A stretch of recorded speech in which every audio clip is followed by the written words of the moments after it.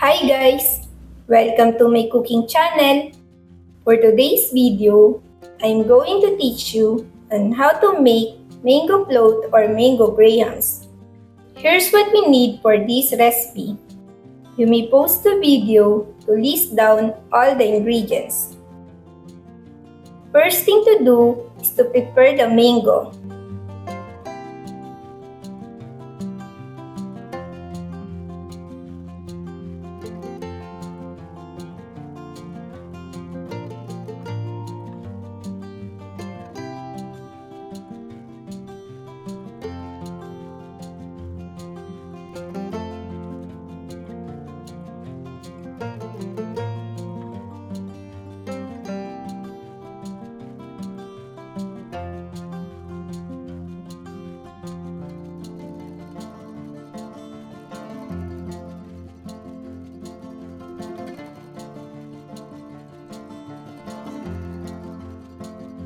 In a large bowl, add all-purpose cream.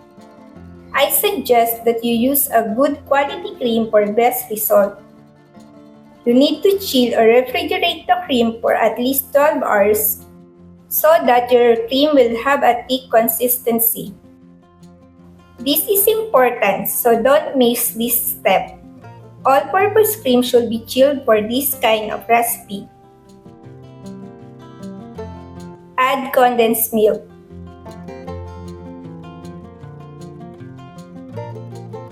I added some shredded mangoes on my mixture.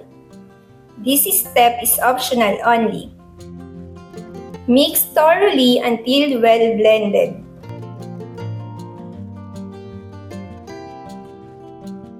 In a large container, add graham crackers.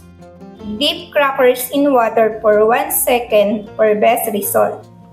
This will make the crackers soft and perfect to bite. Add crushed graham crackers on empty spaces.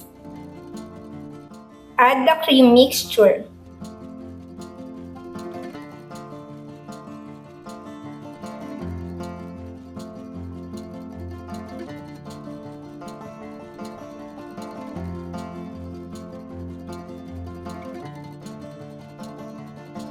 Add sliced mangoes.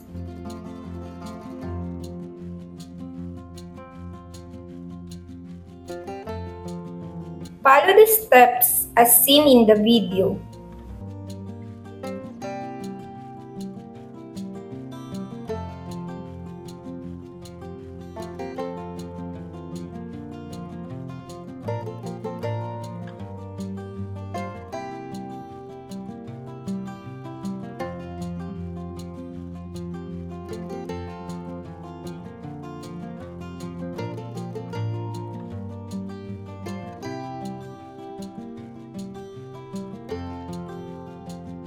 Once done, cover and refrigerate for at least 12 hours for best result.